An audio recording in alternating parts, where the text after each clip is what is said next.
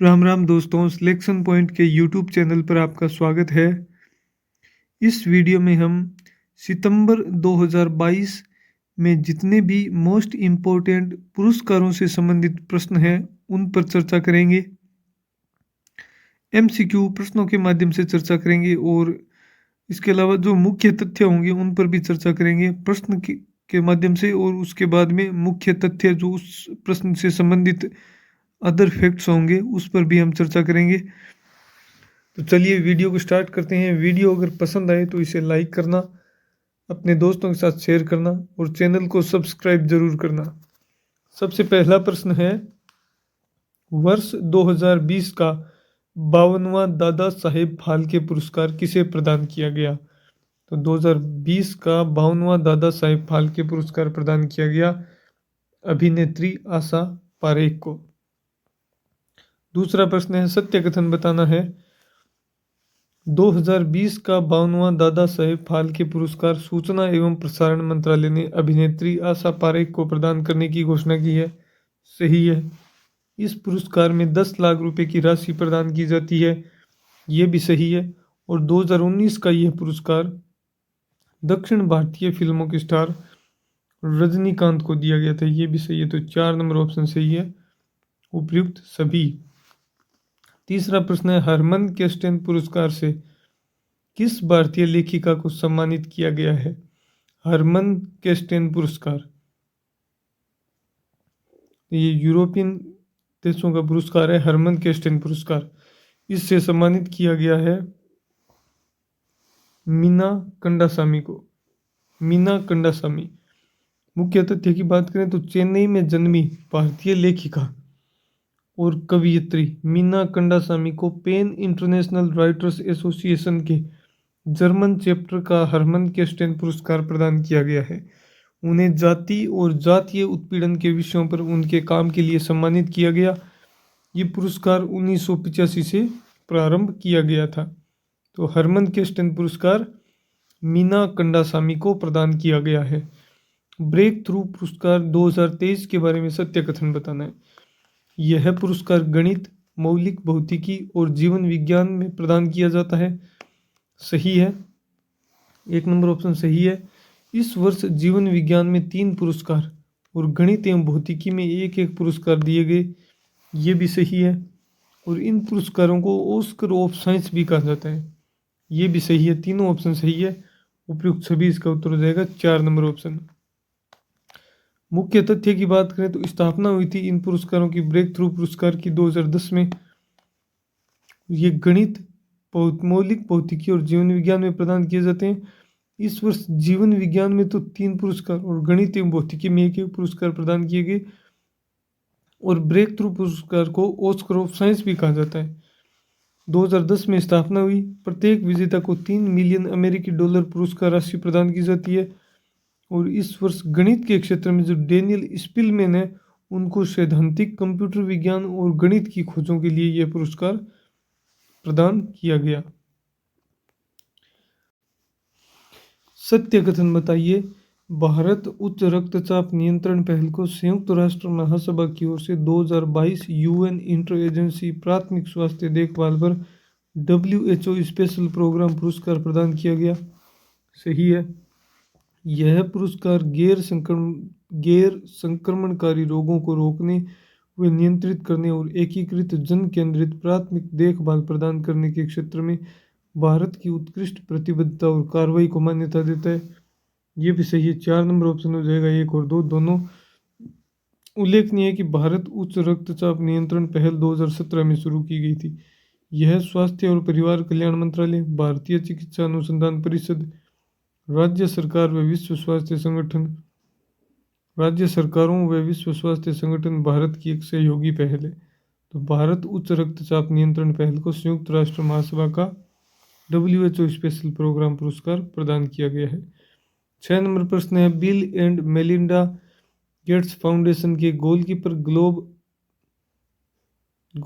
Global gold award 2022 से किस भारतीय को सम्मानित किया गया है? ये है राधिका बत्रा को। भारत की डॉक्टर राधिका बत्रा, अफगानिस्तान की जारा जोया, युगांडा की वेनेसा नाकाटे वह यूरोपीय संघ की अध्यक्ष है। उर्सुला वॉन डेर लेयन को संयुक्त राष्ट्र के सतत विकास लक्ष्यों को प्राप्त करने की दिशा में उनके असाधारण कार्य के लिए bill and Melinda Gates foundation द्वारा सम्मानित किया गया है।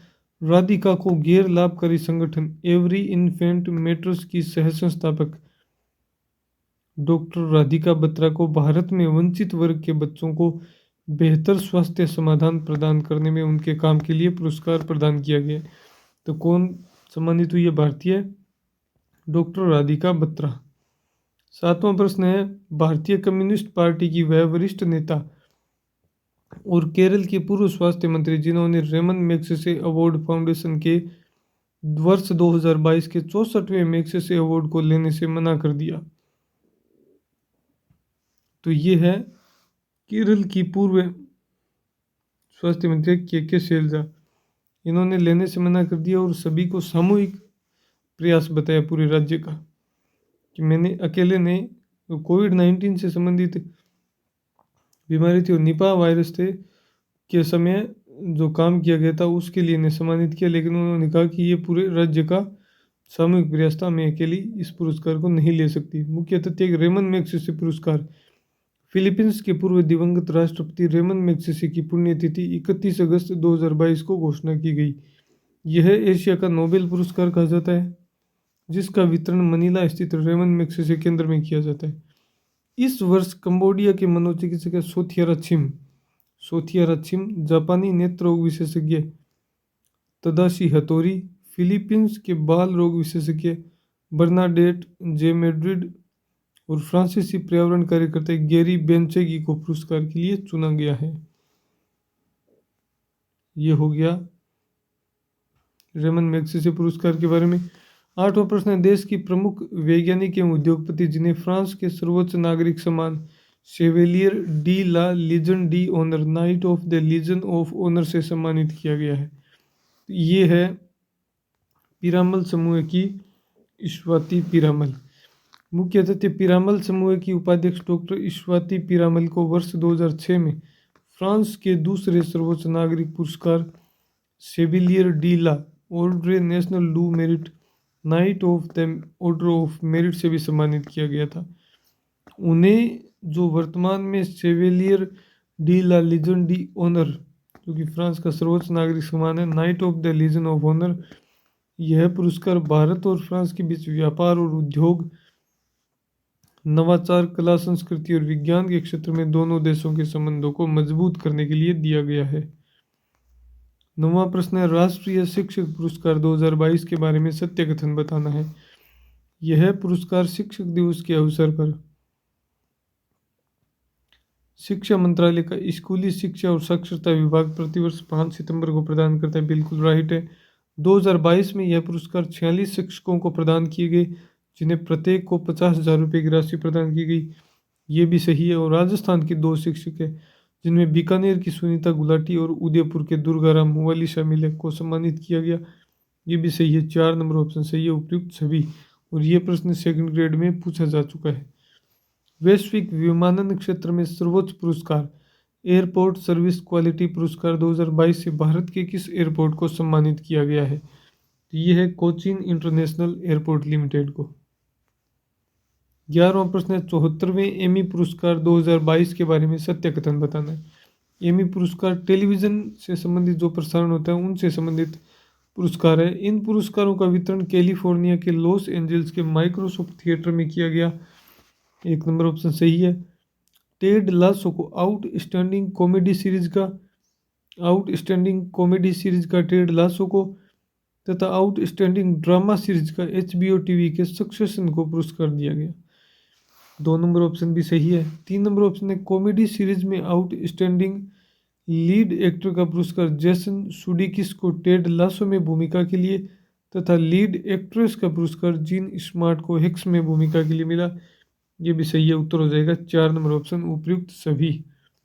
भारतीय मूल की ब्रिटेन की गृह सचिव जिन्हें महारानी एलिजाबेथ द्वितीय वुमन ऑफ द ईयर पुरस्कार से सम्मानित किया गया है। भारतीय मूल की ब्रिटेन की गृह सचिव है जिन्हें महारानी एलिजाबेथ द्वितीय वुमन ऑफ द ईयर पुरस्कार से सम्मानित किया गया और यह पहला ही पुरस्कार है।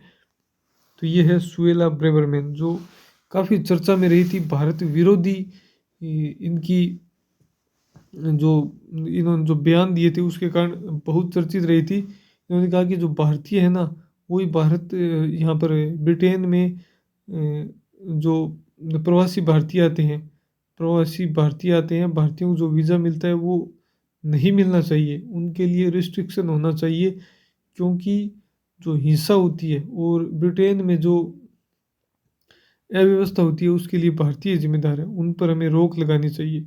इस कारण ये बहुत चर्चा में रही थी और लोगों द्वारा इसको खूब लताड़ा भी गया था और वर्तमान में ये ब्रिटेन की गृह सचिव है।